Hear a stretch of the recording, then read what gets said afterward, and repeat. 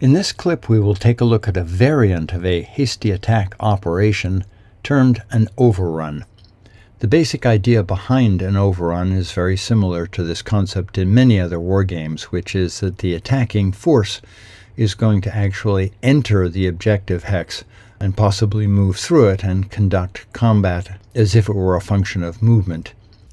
An overrun always requires that the participating units are assigned to a hasty attack operation, but an overrun is executed using a unique operation cycle that differs from the standard hasty attack operation cycle. Let's go through that. During the commitment step, the active player declares that his hasty attack will be an overrun, which changes the cycle to be executed. He still declares the regiment or task force that will participate and names his objective hex, but this objective hex must be a clear terrain hex. During the movement step, all normal rules for a hasty attack operation apply. The attacking units must form up into a single force in a hex adjacent to the objective hex, and it is critical that this force must still have at least one movement point remaining with which to enter the objective hex in the ensuing action. The next step is defensive fire. This is conducted normally, but note that there is no defensive fire call step. The action is taking place too quickly for fire support to arrive in time. After defensive fire, which can be conducted by the units or unit in the objective hex and any adjacent units, the overrunning force, presuming that it survives, enters the objective hex, moving on top of the defending units and spending another movement point to do so. At this point, the attacking player must elect one of two options. He can either charge through or he can fight to the finish. He can only elect to charge through if the overrunning force still has at least one movement point remaining, because charge through implies that the attacking force is going to exit the objective hex and continue with its movement. Fight to the finish implies that it will stay there and continue the fight until one side or the other survives. So, if the attacking player elects charge through, then the defender gets a second defensive fire combat termed point-blank fire, in which his fire strength is doubled, but only units inside the objective hex get to fire. Only then does the attacking player get to fire, and only with his units in the objective hex. But this offensive fire is also point-blank fire, and thus doubled. Furthermore, the defender must absorb all hits by step loss. No retreat is allowed during an overrun. At this point, because the attacker elected charge through, he expends any remaining movement points to exit the objective hex and continue with the movement of the overrunning force. This force is never subject to infiltration fire when it enters or exits the objective hex, but it is subject to infiltration fire at any other point during the operation. Note also that no unit that exits the objective hex after electing charge through can ever move next to an enemy unit. The operation then ends with the standard completion step. Now, if the overrunning player instead elected to fight to the finish, then the same defender point-blank fire and attacker point-blank fire steps get executed. However, if after those two steps both sides still have units in the objective hex, these two fire steps are repeated for a total of 5 cycles of defender point-blank fire and attacker point-blank fire. If both sides still have units in the objective hex after the end of the 5th point-blank fire cycle, then the attacking player must withdraw his force into the hex from which he entered, and the operation ends with the normal completion step. On the other hand, if one side or the other gets wiped out, then the operation will also immediately end with the normal completion step. So, in this example, the outline for this is that the 17th Guards Tank Regiment here is planned for a hasty attack operation. The Warsaw Pact player declares that this Bradley unit here is going to be the target of an overrun, and So he first moves his unit into an adjacent hex. So this would be 1, 1.5, 2, 3. And the Warsaw Pact player needs to remember that he still has 3 of his 6 movement points available at this point. Standard defensive fire is conducted, so both the Bradley and this M1 unit would get a shot. Because this is all taking place very quickly, there is no opportunity for the defenders to make any kind of a fire call. Only defensive fire is conducted by adjacent units. Instead of replying with offensive fire, the Warsaw Pact unit's next move is to actually enter the objective hex. This does not trigger any kind of infiltration fire, either by the enemy units in the objective hex or adjacent, because there is a fear that you would actually be hitting your own units. Once in the hex, the defender is going to get a second round of defensive fire in a row, and it will be doubled, but the attacker will then get to fire back, doubled. Now, when the move into that hex is first made, the overrunning player must determine whether he will charge through, meaning continue his movement through the objective hex, in which case he only gets 1 round of double fire, or stop and fight to the finish, in which case 5 rounds of double fire are conducted. Defensive fire, offensive fire, defensive fire, offensive fire, all doubled. But that's the end of the overrunning unit's movement. It will terminate its movement in the objective hex. So that's the basic outline of an overrun. Let's look at some of the conditions for an overrun. The first condition, and the primary condition, is that the objective hex must be clear terrain. You can only conduct an overrun if the objective hex is in clear terrain, which is a relatively uncommon occurrence in this game and will mainly happen after a different force has dislodged the enemy and forced them to retreat into the open, which point a second force might take a crack at overrunning. The next requirement is that the overrunning force itself must be a maneuver unit, and it must be a mechanized maneuver unit. What constitutes a mechanized maneuver unit? Any unit that has an oval in its unit symbol. So we see here the oval between the 2 6s. If we look at the Bradley, we see there is an oval at the center of the X's between the 4 and the 3. But if we look at this trucked unit here, it's a trucked infantry unit. There is no oval present in the unit symbol. This unit cannot conduct an overrun. Similarly, this West German Krake unit here shows an anti-tank symbol, but there is no oval in it.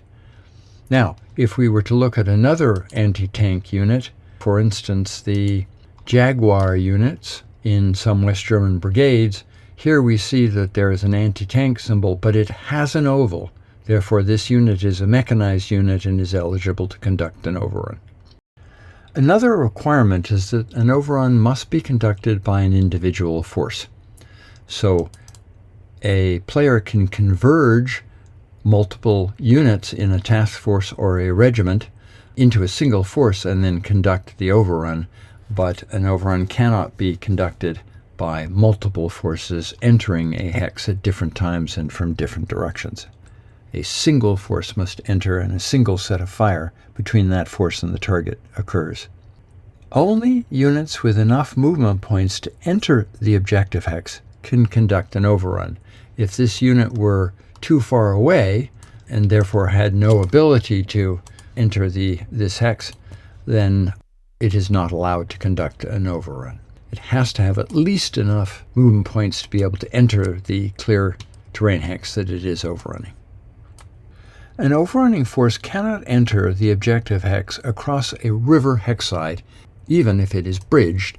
So were this unit to be here, then the Warsaw Pact player could, in theory, go 1, 2, 3, 4, 5 into this hex, but because of the minor river hexside, no high-speed overrun is possible. And that is true even if there's a bridge there. You can't overrun somebody over a bridge. It's too narrow a choke point. The same is also true of slopes. So, for example, if we skip over to a future example here, a unit could overrun this objective hex from here, but it could not overrun it from here because this would be moving up slope. Now, if this unit were here, then a Russian unit could easily overrun it because it's moving downslope into a clear terrain hex, so that wouldn't be a problem at all. There are a few other things that would make an overrun barred. One of them is that an overrun cannot be conducted from an adjacent hex that is a real minefield.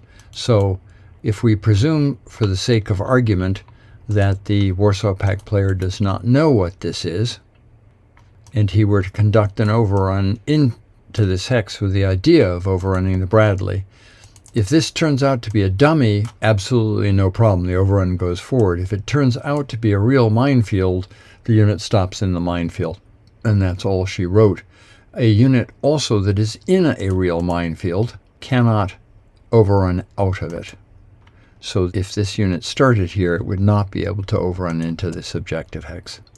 The same applies for obstacles.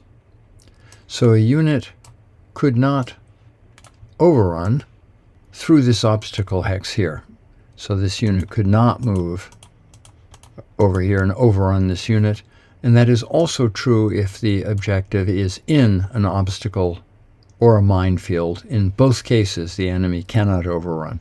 A high-speed access is just not possible in either of these cases.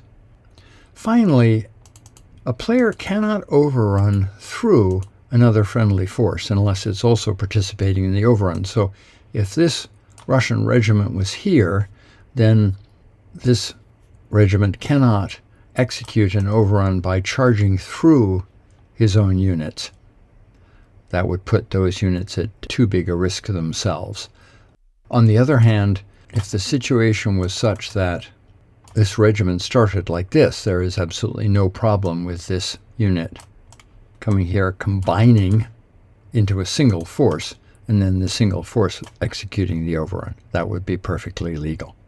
All right, let's go take a look at an overrun in action. And here what we're going to do is take a look at a situation where some units can overrun and some units can't overrun. So the 17th Guards has moved on.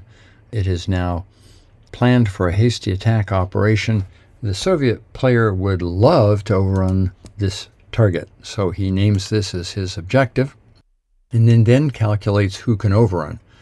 Well, this unit can go 1, 2, 2.5, and then it could go 3.5, 4.5 into that hex, and that would be a legal overrun except for the fact that he can't go up this slope, so that's not going to work. What he could do is move 1, 2 here, go up the slope somewhere else, so 3, 4, 5, 6. That would be totally legal. However, the follow-on units have a problem because this unit could go 1, 2, and then 2.5, 3.5, 4.5, 5.5 for the slope itself, and then it would be 6.5 into this hex, so that doesn't work. It can go 1, 2, 2.5, 3.5, effectively 4, 5, 6, but it can't go up the slope. So in this situation, the rules say that the units that cannot execute the overrun must move first and cannot move adjacent to an enemy unit. So these two units, which are too far away to participate in this overrun, might simply move here and here, and then this unit here would conduct its overrun 1, 2, 3, 4, 5, and 6, and that would be completely illegal. All right, let's take a look at another example. In this example, the 57th Guards Motor Rifle Division is executing its activation cycle. the 241st Guards Motor Rifle Regiment has just executed a hasty attack, and it has kicked this Bradley unit out of Mossbach. So the Americans have got 2 steps of Bradleys hanging out in the open. The Warsaw Pact player sees an opportunity there, and so he decides that he is going to overrun that Bradley unit with the elements of the 51st Guards Tank Regiment that are planned for hasty attack. So he declares a hasty attack and says this will be an overrun, and the objective hex is the Bradleys. So once he's declared the overrun, the next thing that happens is movement. So he moves his participating units up into an adjacent hex, just the way he would for a normal hasty attack. He pulls a convergence movement into this hex. So this unit piles in and this unit piles in, and the unit that's got the least movement left is the unit that started here. So the stack as a whole has spent 1 movement point to converge on this hex. Then the stack goes 2, 3, 4, and it's critical that the Warsaw Pact player remember how many movement points he has left. So he's got 2 movement points left. He's expended 4 at this point. So the next thing that happens is defensive fire. However, no fire support is possible. There is no defensive fire call during an overrun. This is all taking place so quickly that the only units that are going to get a shot at these tanks would be any NATO units that were directly adjacent. There is no fire call. So the Bradleys fire, and they are going to fire with a 4. The tanks are defending with a 7. So unless the NATO player rolls a 10, there is no luck. The NATO player rolls a 5. That whiffs. So that ends defensive fire. The next thing that happens is that the Soviet units spend 1 movement point of their 2 movement points that are remaining to actually enter the hex. So now they have a single movement point remaining. Once they have entered the hex, they are now conducting the overrun, and so they must elect one of 2 options. And this is where things get interesting. The Warsaw Pact player can elect to charge through, which means 1 round of doubled fire is going to be executed by each side, and then the Warsaw Pact player can continue with the remaining movement points left in that force, which is 1, or the Warsaw Pact player can elect a fight to the finish, which means that there are going to be 5 rounds of fire with each side doubled until one side or the other is eliminated. And so if the Warsaw Pact player expects that this is going to be a tough combat, he would probably elect a fight to the finish. But in this case, he's going to elect a charge through because he's pretty sure he can wipe those Bradleys out in 1 shot. So he declares that this is going to be a charge through. And so the NATO player now does something called defender point blank fire, which is enabling him to fire doubled. So he is 4 times 2 steps. So he fires with an 8. He is doubled to 16. And of course, standard division by 2 drops him back to 8. He rolls a 7, and that is enough to inflict 9 hits, but that still will only kill 1 of these tank steps. So the Warsaw Pact player loses a step, and then he fires back. He has got 8 steps left times 5, or 40.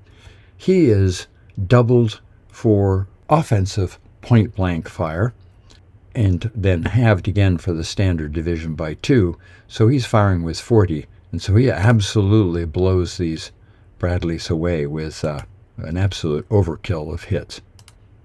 So the Bradleys are gone, and then at this point he can charge through, which means that after his single doubled fire, he gets to continue with whatever remaining movement points he has left, and he elects to get the heck out of that open terrain. So he uses his last movement point to move this force into this clear terrain here, and that concludes the overrun. Now, for the sake of argument, let's presume that instead of a Bradley unit the NATO player had retreated out of there with a much tougher Abrams unit. And so at this point, when the Warsaw Pact player has moved his 4 movement points up to here, this unit will get its straight up defensive firing normally. So it would be an 18, standard division by 2 drops it to a 9, it fires here, rolls a 5. Again, this unit will lose 1 step, which in this case it already has. And so then the Warsaw Pact player executes the overrun by entering the hex, and now he is not going to choose charge through. He's going to choose fight to the finish. So the NATO player fires doubled, so he's got 9 times 2, which is 18. That is doubled and then halved by the standard division by 2, so it remains 18. The NATO player rolls a 6, and that means he's inflicted 18 hits, and that's enough to kill 3 of these Soviet steps. So one of these units is killed, and then the Soviet player gets to fire back. So now he's firing back with 5 times 5 steps, or 25. He is also doubled for point-blank fire, as well as halved for the standard division by 2. So he fires with 25. He rolls a 3, which becomes 24, and that was enough to wipe out both of these steps, because no retreat is ever possible for either side during an overrun. However, because he chose fight to the finish, that's the end of his movement. He is stuck out there in the open. And that's how an overrun works.